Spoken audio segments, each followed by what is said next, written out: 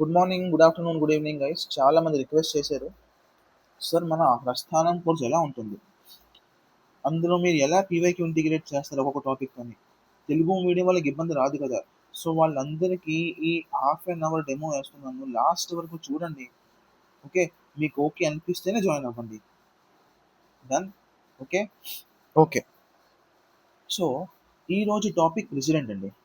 ఇది ఒక demo lecture. President టాపిక్ని విందాము. ఎవరైతే మన కోర్సు కొన్నారో గాబరా పడకండి, ఇది ఒక డెమో లెక్చర్ మాత్రమే. మనం మళ్ళీ ఈ టాపిక్ చాలా నీట్గా చేద్దాం. Okay, done. యూపీఎస్సిలో లాస్ట్ ఇయర్ పార్ట్స్ కూడా అడిగేశాడు, ఏ పార్ట్లో ఏముందో. సో మనం దాన్ని బట్టి కూడా దీన్ని చదవాలి. ఓకే సార్, పార్ట్ 5 నుంచి మొదలవుతుంది ఎగ్జిక్యూటివ్ అనే టాపిక్. ఎగ్జిక్యూటివ్ అంటే ఏంటి సార్? ఎగ్జిక్యూటివ్ అంటే ఏంటి? ఎవరైతే లా ఇంప్లిమెంట్ చేస్తారో, మరి లెజిస్లేచర్ అంటే ఏంటి సార్? ఎవరైతే లా తయారు చేస్తారో.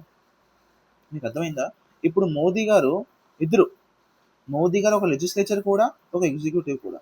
రాహుల్ గాంధీ ఒక లెజిస్లేచర్. మీకు అర్థమవుతుందా? సో అలాగే ఎగ్జిక్యూటివ్ అనేవారు లా తయారు చేస్తున్నారు. అలాంటిది పార్ట్ 5లో ఉంది దాని గురించి. కాన్స్టిట్యూషన్లో పార్ట్స్ ఉంటాయి sir, part 1, part 2, part 3, part 4, అట్లాగా పార్ట్ 5లో ఎగ్జిక్యూటివ్ ఉంది. పార్ట్ 5లో ఆర్టికల్ 52 నుంచి 151 వరకు ఉంది. ఇది గుర్తుంచుకోవాలి. ఏపీఎస్సి ఇంకా ఈ డైమెన్షన్లో వెళ్ళలేదు. ఓకే, దయచేసి చదవండి ఇది పార్ట్స్ కూడా. నేను చదివిస్తాను వేరేగా, డోంట్ వరీ. అండ్ ఎవరైతే మన కోర్స్ తీసుకోవట్లేదో వాళ్ళు కూడా గమనించండి, ఇది ట్రాప్ పాయింట్స్ అండి. యూపీఎస్సీలో కూడా ఎవరు ఊహించలేదు పార్ట్స్ అడుగుతాడు అనేసి. పార్ట్స్ అడిగాడు, షెడ్యూల్ అయితే మామూలే, ఇది మామూలే. ఓకే. సో ఆర్టికల్ 52లో ఏంటి రాసింది సార్? ప్రెసిడెంట్ ఉండాల్సిందే. మీకు అర్థమైందా? ప్రెసిడెంట్ సీట్ ఎప్పుడు ఖాళీగా ఉండకూడదు. అంతే సార్. ప్రెసిడెంట్ చనిపోతే, హఠాత్తుగా చనిపోతే వైస్ ప్రెసిడెంట్ వస్తాడు. మీకు అర్థమవుతుందా? అంటే ఫిలాసఫీ ఏంటంటే, ఇంగ్లీష్లో రాసి ఉంటుంది, there shall be president of India. అంటే ఎప్పుడు కూడా ఆ సీటు ఖాళీగా ఉండకూడదు. ఇప్పుడు తెలుగు మీడియం వాళ్ళు మీకు ఎక్కడ ఇబ్బంది వచ్చింది చెప్పండి నాకు. ఇన్నిసార్లు చెప్పినప్పుడు మీరు రాసుకోలేరా? వచ్చే ఆర్టికల్ 52 ఉండాల్సిందే ప్రెసిడెంట్, అంతే. సరే 52 అయింది సార్. 53లో ఏంటి రాసి ఉంటుంది? 53లో సార్, మన దేశం యొక్క ఎగ్జిక్యూటివ్ పవర్ అంటే ఏంటి? ఎగ్జిక్యూటివ్ అంటే ఏంటి? ఇంప్లిమెంట్ చేసే శక్తి.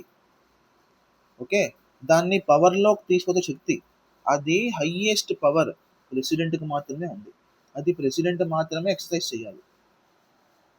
ఓకే, ఆర్టికల్ నంబర్ ఎక్కడైతే ఇంపార్టెంటో నేను చెప్తాను, అది మీరు గుర్తుంచుకోవాలి. This is article number important. Article 52 ఎందుకు సార్ ఇంపార్టెంట్ ఇది? ఎందుకంటే ఇక్కడ నుంచే ప్రెసిడెంట్ మొదలవుతుంది. దీని ముందే ఉండేది డిపిఎస్పి ఉండేది, ఫండమెంటల్ డ్యూటీస్ ఉండేది. ఓకే, సో 52 నుంచి ప్రెసిడెంట్ ఆర్టికల్ మొదలవుతుంది. అందుకే ఇది ఇంపార్టెంట్ కాదు number. Okay, done. Okay,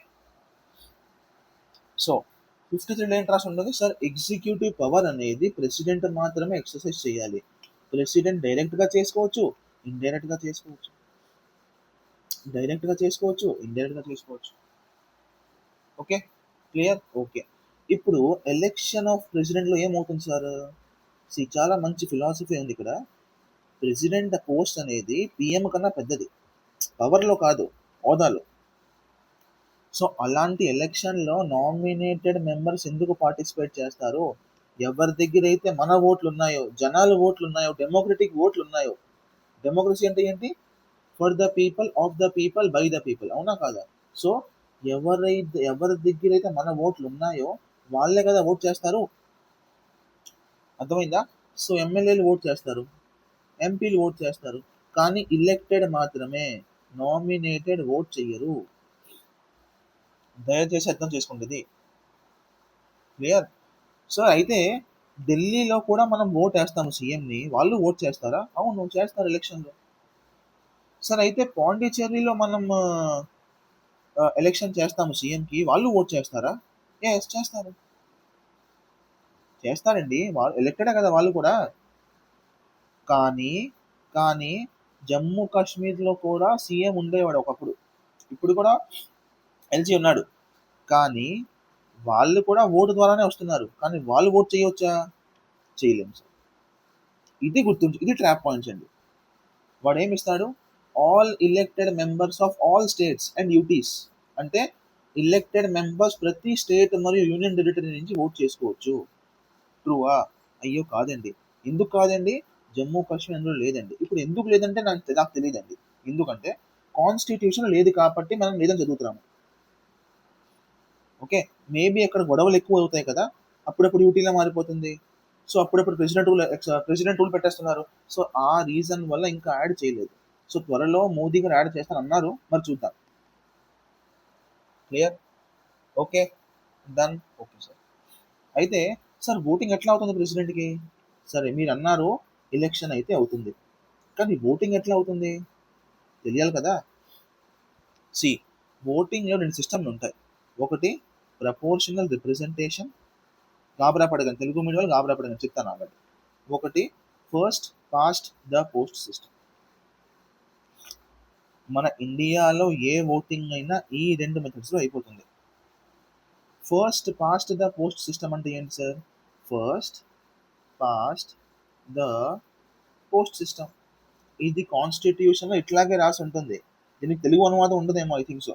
okay, అంటే ఏంటి? ఎవరికి ఎక్కువ ఓట్లు వచ్చాయో వాడే రాజు. నేనే రాజు, నేనే మంత్రి. ఫర్ ఎగ్జాంపుల్ ఒక ముగ్గురు ఎలక్షన్లో నించున్నారు. 10 ఓట్లు ఉన్నాయి మొత్తం. ఒకరికి 3 వచ్చాయి, ఇంకొకరికి 4 వచ్చాయి, ఇంకొకరికి 8 3 వచ్చాయి. ఓకే, సో ఎవరు గెలుస్తారు? వీడే ఆబ్వియస్గా. అంటే మెజారిటీ అక్కడ లేదు, 6 సీట్లు అక్కడ లేదు మెజారిటీ కోసం. 4 సీట్లు వచ్చినోడే సీఎం ఇక్కడ. మీకు అర్థమవుతుందా? క్లియర్? ఇది first past the post system. మనం లోక్సభలో ఫాలో చేస్తాం ఇది, కానీ ప్రెసిడెంట్లో ఇది ఫాలో చేయం మనం. Proportional representation. ప్రపోర్షనల్ అంటే ఏంటి? ఇంత రావాల్సిందే, ఇంత రావాల్సిందే. సో ప్రెసిడెంట్కి ఎంతవరకు అయితే 50% కన్నా ఎక్కువ ఓట్స్ రావో మనం ఎలక్షన్ విన్ అయ్యామని చెప్పలేము. ఆ సిస్టమ్ని ప్రపోర్షనల్ రిప్రజెంటేషన్ అంటాము. సో కాన్స్టిట్యూషన్లో ఎగ్జాక్ట్గా వాడు రాశాడు, ప్రెసిడెంట్ ఎలక్షన్ అనేది ప్రపోర్షనల్ రిప్రజెంటేషన్ ద్వారానే అవ్వాలి. ఓకే, కానీ సీక్రెట్ బ్యాలెట్ ద్వారా అవ్వాలి. సీక్రెట్ బ్యాలెట్ అంటే ఏంటి? ఎవరికి ఓట్ వేస్తున్నాడో కనిపించకూడదు. మీకు అర్థమైందా? ఎందుకంటే ఇది హైయెస్ట్ ఇన్స్టిట్యూషన్. ప్రెసిడెంట్ ఇన్స్టిట్యూషన్ అనేది ఒక చాలా పెద్ద ఎలక్షన్ కాబట్టి నేను ఎక్కడ కావాలంటే అక్కడ ఓటు వేసుకోవచ్చు. నాకు అక్కడ ఇబ్బంది ఏమి ఉండకూడదు. క్లియర్? ఓకే, సో ఇలాగా డన్. సారీ. ఇప్పుడు కొంచెం ఓటు వాల్యూ గురించి మాట్లాడుకుందామా? ఓటు వాల్యూ గురించి మాట్లాడుకుందాం. ప్రపోర్షనల్ రిప్రజెంటేషన్లో ఓటు వాల్యూ మారుతుంది. సి, మీకు ఈ ప్రపంచంలో 2 కలర్స్ మాత్రమే ఉన్నాయి అని చెప్పాను అనుకోండి. ఈ ప్రపంచంలో 2 కలర్స్ మాత్రమే ఉన్నాయి. For example black and white. ఇప్పుడు సార్ ఈ వైట్ అనే డెఫినేషన్ ఏంటి? బ్లాక్ కానిది. సరే ఈ బ్లాక్ డెఫినేషన్ ఏంటి? వైట్ కానిది. మీకు అర్థమవుతుందా? సో ఏదైనా ఒక మెథడ్ అర్థం అవ్వాలంటే దాని ఆపోజిట్ అర్థం అవ్వాలి ఫస్ట్. ఓకే, సో లోక్సభలో election first past the post సిస్టమ్లో అవుతుంది. ఇప్పుడు మనం వెళ్ళాం, చంద్రబాబు నాయుడు గారికి ఓటేసాం, లేదా జగన్ గారికి ఓటేసాం. Okay, done. సో మన ఒక్క ఓటుకి వాల్యూ ఒకటే కదా, లేదా 2 కౌంట్ చేస్తున్నారా, లేదా 3 చేస్తున్నారా? లేదా జగన్ గారు ఓటేస్తే 5 లెక్క వేస్తాము, మనం ఓటేస్తే 1 లెక్క వేస్తాము, అవునా కాదా? నో కదా. So first past the post సిస్టంలో 1 ఓట్ 1 వాల్యూ. కానీ ప్రెసిడెంట్ ఎలక్షన్లో వాల్యూ అట్లా కాదండి. ఓకే, పాపులేషన్ బట్టి వాల్యూ మారుతూ ఉంటుంది. మీకు అర్థమవుతుందా? అంటే సార్ ఇప్పుడు ఈ మొత్తం ఏరియాకి ఒక ఎంపీ ఉన్నాడు. ఇక్కడ మొత్తం ఫర్ ఎగ్జాంపుల్ 10 లక్షల మంది ఉన్నారు. ఈ మొత్తం ఏరియాకి ఒక ఎంపీ ఉన్నాడు. సో వీడికి ఒక లెక్క ఓటు వేస్తాం, అంటే వీడి ఓటు వాల్యూ ఒక లెక్క ఉంటుంది. కానీ ఒక ఎమ్మెల్యే, ఒక 1000 మంది పైన ఒక ఎమ్మెల్యే ఉన్నాడు, వీడి ఓటు వాల్యూ దాని లెక్క ఉంటుంది. సో నార్మల్గా ఒక ఎంపీ వాల్యూ ఎక్కువగా ఉంటుంది ఓటు పరంగా, అవునా కాదా? అవునా కాదా? అంతే, సింపుల్. ఎందుకు సార్ ఎంపీ సార్ ఒకవేళ అడిగితే, ఎందుకు ఎంపీ వాల్యూ ఎక్కువగా ఉంటుంది ప్రెసిడెంట్ ఎలక్షన్లో? ఎందుకంటే పాపులేషన్ ఎక్కువగా ఉంటుంది కాబట్టి. ఒక ఎంపీ పెద్ద ఏరియాని రిప్రజెంట్ చేస్తున్నాడు, అందుకే ఓట్ వాల్యూ ఎక్కువగా ఉంటుంది. దయచేసి గుర్తుంచుకోండి. క్లియర్? ఓకే, అంతే, అంతే. ఇదే సార్. ఓకే, ఇప్పుడు చూద్దాము. ఆర్టికల్ 56లో ఏంటి రాసిందంటే, ఆర్టికల్ ఇంపార్టెంట్ కాదు. ప్రెసిడెంట్ వచ్చిన తర్వాత ఫస్ట్ డే నుంచి 5 years వరకు ప్రెసిడెంట్లా ఉండాలి. ఓకే, నెక్స్ట్ ఏంటి రాసింది? ప్రెసిడెంట్ రెసిగ్నేషన్ ఇస్తే మాత్రం ఎవరికి ఇవ్వాలి? ఎవరికి ఇవ్వాలి? వైస్ ప్రెసిడెంట్కి ఇవ్వాలి. అండ్ కాన్స్టిట్యూషన్ ఇది కూడా రాసింది, ఇది ఎవరికి తెలియదు ఈ మాట. రెసిగ్నేషన్ అనేది వైస్ ప్రెసిడెంట్ త్వరగా స్పీకర్ని కమ్యూనికేట్ చేయాలి. స్పీకర్తో చెప్పాలి, అయ్యా అయ్యా ప్రెసిడెంట్ గారు వెళ్ళిపోతున్నారు. అర్థమవుతుందా? క్లియర్? Okay sir. ఒకవేళ ప్రెసిడెంట్ గారిని ఇంపీచ్ చేయాలంటే, ఇంపీచ్ అంటే ఏంటి సార్? ఇంపీచ్ అంటే సీట్ నుంచి బయటికి తొయ్యాలంటే దారుందా? ఉంది. కాన్స్టిట్యూషన్ ఏంటి రాసింది? Violation of constitution. మీరు ఒకవేళ కాన్స్టిట్యూషన్ని వయోలేట్ చేస్తున్నారు అంటే ఉల్లంఘిస్తున్నారు, ఫాలో చేయడం లేదు, ఆ ఒక్క రీజన్ వల్ల మాత్రమే మీరు ప్రెసిడెంట్ని బయటికి పంపించవచ్చు. దానికి ఒక పెద్ద ప్రాసెస్ ఉంది, చెప్తాను మీకు. ఓకే, అది సులభం కాదు ప్రెసిడెంట్ పంపించాలంటే. క్లియర్? Okay sir. ఓకే, ఇప్పుడు అమెరికాలో, యుఎస్ఏలో ఒక ప్రెసిడెంట్ 2 సార్లు మాత్రమే రావచ్చు. ఫర్ ఎగ్జాంపుల్ బరాక్ ఒబామా 2 సార్లు వచ్చాడు. డొనాల్డ్ ట్రంప్కి ఇది 2వసారి, వాడు మళ్ళీ ఎలక్షన్ చేయలేడు. అట్లాంటిది ఇండియాకి ఏమైనా ఉంటుందా? అయ్యో కాదండి. మన కాన్స్టిట్యూషన్లో నీట్గా రాస్తుంది 57లో, ఎన్నిసార్లు కావాలంటే అన్నిసార్లు మీరు ప్రెసిడెంట్గా మారిపోవచ్చు, మీ ఇష్టం అది. ఓకే సార్, అయితే ప్రెసిడెంట్ ఎవరు పడితే వాడు అయిపోవచ్చా? కాదండి, మీకు కనీసం 35 సంవత్సరాల ఏజ్ కావాలి. మీరు సిటిజన్ ఆఫ్ ఇండియా అయి ఉండాలి, అంటే మీరు ఒక ఇండియన్లా ఉండాలి. మీకు లోక్సభ ఎలిజిబిలిటీ ఉండాలి. ఇదంటే ఏంటి సార్? లోక్సభ ఎలిజిబిలిటీ.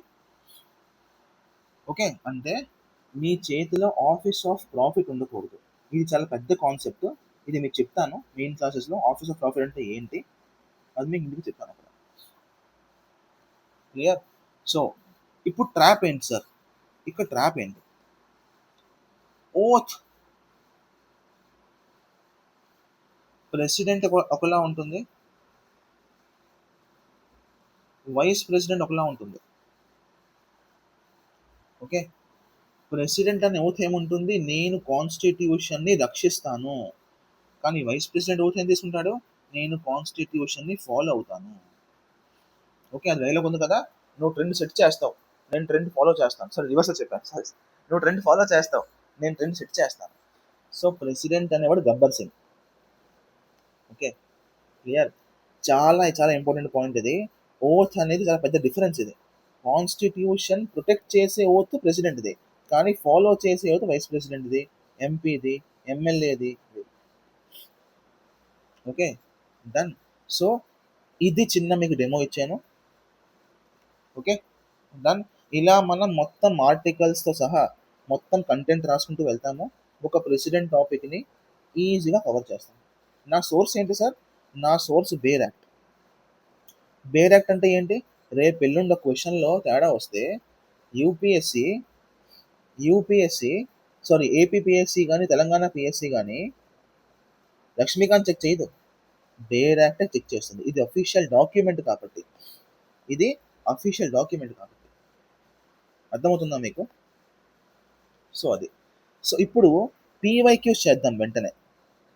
సో అట్లాగా. ఓకే, అలాగా. ఓకే, సో ఫర్ ఎగ్జాంపుల్ మనం చేసిన పీవైక్యూస్ ఏమున్నాయి? ప్రెసిడెంట్ ఆఫ్ ఇండియా ఎలక్షన్లో ఎవరు పార్టిసిపేట్ చేస్తారు? ఒక రాజ్యసభ ఎంపీ కూడా, ఒక లోక్సభ ఎంపీ కూడా. చూద్దాం. Okay. The legislative assemblies of states అంటే స్టేట్ యొక్క విధాన సభ కూడా. The legislative council of states Vidhan Parishad కూడా. పరిషత్ కూడా అవునా? అవునా? No sir. Delhi and Pondicherry కూడా. సింపుల్. ఇది యూపీఎస్సీలో వచ్చే ప్రశ్న. అర్థమవుతుందా? ఇది యూపీఎస్సీలో వచ్చే ప్రశ్న. మనం ఇలా ఒక టాపిక్ చేసిన తర్వాత దాని పీవైకి కూడా చూస్తాము. సో దానివల్ల ఏమవుతుందో తెలుసా మీకు? మీ క్వశ్చన్ ఆన్సర్ సాల్వ్ చేసే శక్తి పెరుగుతుంది. ఓకే. మీరు ఆలోచించే శక్తి పెరుగుతుంది. క్వశ్చన్ ఆన్సర్లో తప్పులు తక్కువ అవుతాయి మీకు. ఓకే. క్లియర్. ఇది చూడండి. ప్రెసిడెంట్ ఎలక్టరల్ కాలేజ్ ఏంటి? ప్రెసిడెంట్ ఎలక్టరల్ కాలేజ్ ఏంటి? వైస్ ప్రెసిడెంట్ ఏంటి? స్పీకర్ ఏంటి? సో ఇట్లా ఇలా అన్ని ప్రశ్నలు చూసుకుంటూ వెళ్తాము. మన పని అయిపోతుంది. ఆరంభం వాళ్ళకి నేను లెక్చర్స్ పెడతాను, గాబరా పడకండి. ప్రస్థానం వాళ్ళకి మార్నింగ్ 5కి ఉంటుంది. ఓకే. సో డెమో నచ్చితే జాయిన్ అవ్వండి. క్లాసెస్ మొదలైపోయాయి. అండ్ యా, కోర్స్ డీటెయిల్స్ అన్నీ టెలిగ్రామ్ గ్రూప్లో ఉన్నాయి. మీరు యాప్ లాగిన్ అవ్వండి. అక్కడ ఈజీగా అక్కడే పేమెంట్ చేసుకోవచ్చు. అక్కడే లైవ్ ఉంటుంది. అక్కడే వాట్సాప్ చాట్ కూడా ఉంది. అక్కడ చాట్ చేసుకోవచ్చు మనం. Clear. So thank you. Bye.